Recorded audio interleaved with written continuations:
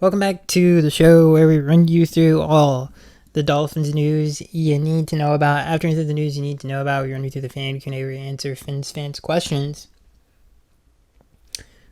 There's one story that we're going to talk about today that's pretty hype, which I think is what the Dolphins fan base needs at this point.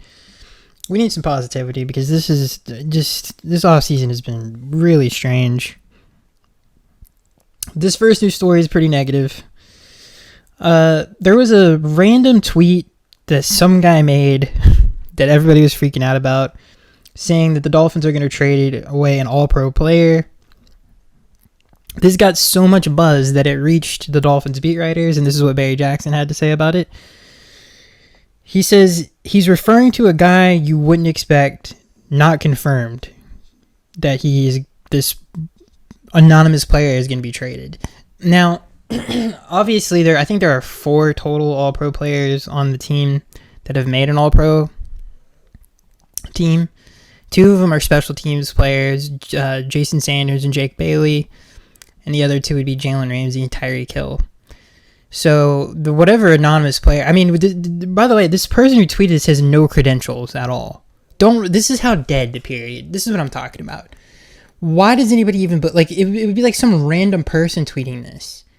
And somehow it got to Barry Jackson, who says whoever this anonymous player, why he doesn't share that information, by the way, now that I'm thinking about it, why doesn't Barry Jackson just say who it is? If it's, I don't know, very strange. Maybe they know who tweeted it. They want to throw him under the bus, maybe? I have no idea. But whoever the anonymous player is, a lot of speculation going on. Is it Jalen Ramsey? It's definitely not Tyreek Hill, because that's who we would all expect at this point. So yeah, who knows? I mean,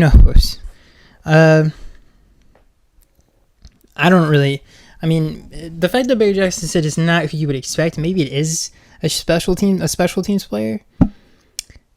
I doubt it. I really don't know. It's kind of a stupid story, to be honest with you. So let's move on to this next news story, which is also super just annoying. Tyreek Hill is back in the news again for a lot of different reasons. One, he made another... By the way, he shouldn't be making any videos after the stuff that came out these past few days, but he made another video about trade rumors, hinting towards the Chargers. There's rumors out there that he might be traded to the Cowboys. That rumor about the Packers, Jair Alexander trade is still out there. The Packers, excuse me. I don't know, I just said Packer. That trade rumor is still out there. So that got flared up again. Then you compile that with the off-the-field issues that he continues to just drag along. It's actually crazy how the streak continues. It's like every week we've talked about something he's done stupid, and he does something stupid again. He gets in an altercation with his wife in public again. The cops are called again. And yeah... and honestly, the Dolphins actually I forgot to save this, but they did comment on it and said that they've talked to the league office, there's nothing, basically saying that nothing happened. That was I would say overly bad. I don't know where I put the quote. Yeah, but wherever that quote went, I have no idea. I apologize for that, but yeah, I don't have the exact quote, but yeah, they basically said nothing's gonna happen to him. I would love to know how, what is we really don't want him on our team ratio, because the contract is not great. So it's I don't know. I don't know if I wonder if the organization feels like they're forced to have him on the team. I don't really know how bad really is he in the locker room, is what I also want to know. He's always kind of been a problem in the locker room. I mean, the ping pong table incident is another one that was really weird, and what happened with that was never really clear. So he's becoming a migraine to the fan base and I'm sure to the organ. I don't know, maybe not, but he's definitely doing it on purpose, and he's acting like a child is what he's acting like, and definitely not a professional. by any stretch of the imagination. And yeah, it just continues to go. I don't know if there is a breaking point at this point. Doesn't really seem like there is. And we'll see. I mean, we'll see. I doubt it. I don't think he's going to be traded, at least in my opinion. This next news story, I think we talked about this last week, but I just wanted to bring it up again. Dolphins are reportedly high on Malachi Starks. Barry Jackson of the Miami Herald reports the team thinks highly of Starks, an indication he will receive consideration for the 13th overall pick. Jackson notes no pre-draft visit has been lined up yet. I think we did talk about this last week. Many people draft players that they didn't have visits with, which sounds crazy, but it happens all the time. You know, they do background checks, and a lot of the time that's enough for some organizations. So again, we've talked about this before. It would not be a bad pick. He's a really good player, and he's worthy of a first-round pick. Plus, it's a position of need. It's not the most, I would say that it's definitely not what I would love to do, but it's still a great player and in a position of need. So it's definitely not something I would be upset about. This next news story is where the hype is, everybody. This comes from Pro Football Rumors. The Dolphins are reportedly doing homework on high-ranked tight end prospects for the 2025 NFL Draft. Though at the 13th overall, Miami may be out of range of a top tight end prospect, Tyler Warren out of Penn State. The team took a look at two options that could be around for their second-round pick. Well, I don't know. That seems like, I don't know if Tyler Warren, it would be kind of weird if he was picked in the top 10. And maybe I think either way, that's a good thing for the Dolphins. If he's not a bad player, it's always weird taking a tight end that high. I'm not going to lie. Brock Bowers is probably, like, out of every tight end that's been picked that high, he would be, like, the one that I'm like, yeah, that makes a lot of sense. I mean, even Gronk was a second-round pick. So, like, TJ Hawkinson was a high pick. Noah Fant was a high pick. I don't think he was a top 10 pick, though. I mean, even Laporta recently became a great tight end. He was a late-round pick, and same thing with Isaiah Likely. So I don't think it's a position that, not only that, but I feel like the tight end draft is deep. But let's continue with the article. I'm sorry for going off a tangent, but I'm just saying Tyler Warren at 13 would be kind of crazy. So I don't think that's gonna happen. He's not a bad player, but I don't know. I don't think that's the right move. According to Cameron Wolf, excuse me, guys. According to Cameron Wolf of NFL Network, LSU's Mason Taylor, shout out Jason Taylor, was on site yesterday. Taylor is the son of Dolphins legend Jason Taylor. The younger Taylor is projected to be a fringe first-round prospect, but with tight ends, he ranges could certainly be wider. Tyler did a top 30 visit with the Browns on Monday, and he also visited with the Seahawks and Chargers. So really strange. I think with Mason Taylor, I've seen some people not even have him as a top 5 tight end prospect. So I don't know if he's even going to be a fringe first round pick is like the highest I've heard for him and some of the stuff that I've read. So I don't know. I do like him as a player a lot.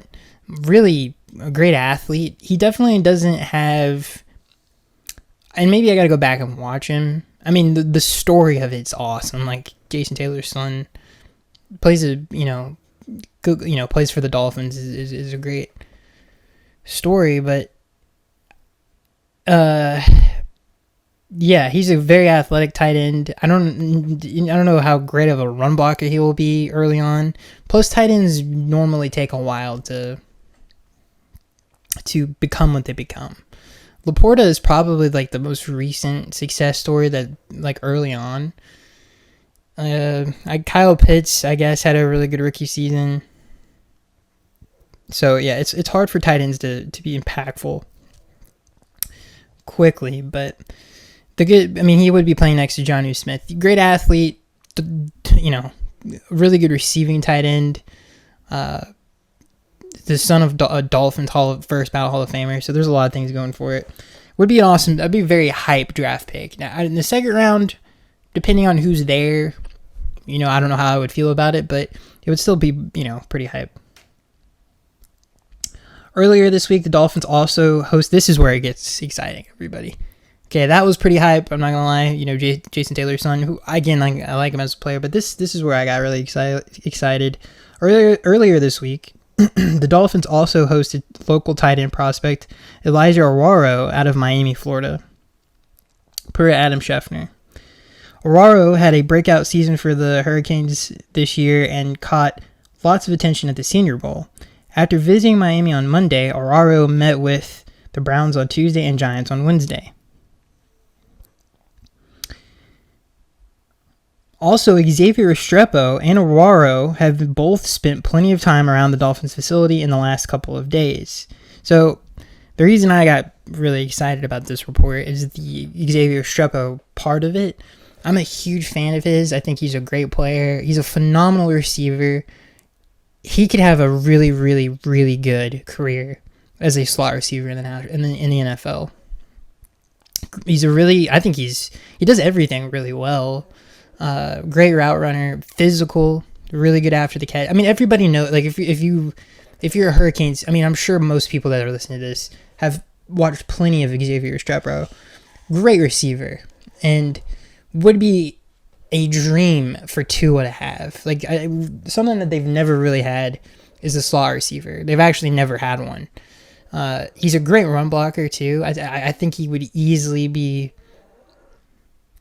someone you can plug and play at that position. And even if he's not great at it right away, he's so physical and he's got great effort that I think he would I think because of his play style, I think would very, very quickly become one of the better run blockers on the team. I love him. He's one of my favorite players in the draft. He's a great receiver. Could do so many things in the screen game, red zone. You don't have to take him off the field because he can't block. These are all the things that the Dolphins need in a receiver. I don't really know where he's projected to go. I would assume second round.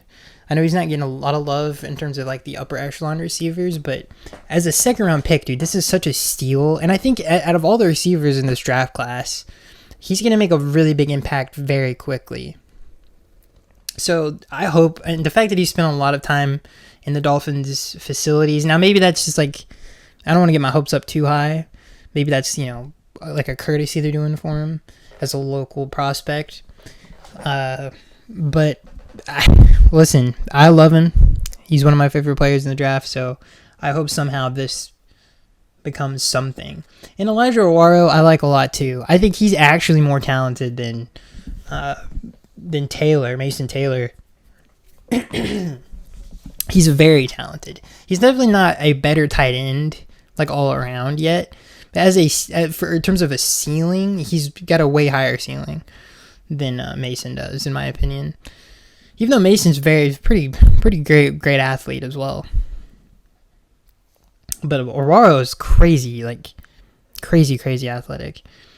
So yeah, please. I mean, listen. I don't know. I would love to know where Xavier Restrepo is projected. Haven't heard a lot about where he's projected to go, but would be a perfect Miami Dolphin. Not only is he a Hurricane, and he's a Hurricane legend, one of the better Hurricanes offenses in recent memory, but he is just I think he's going to be a really good NFL player, and Tua needs a player like that, someone who attention to detail, great route runner, can dominate the middle of the field. That's a lot. The Dolphins love to throw the football in the middle of the field, and this is someone who can really, really help with that. And let's say Tyreek Hill is traded, he would be a great complement to Jalen Waddle in the slot and Jonnu Smith. And he fits all the short game stuff that the Dolphins want to do.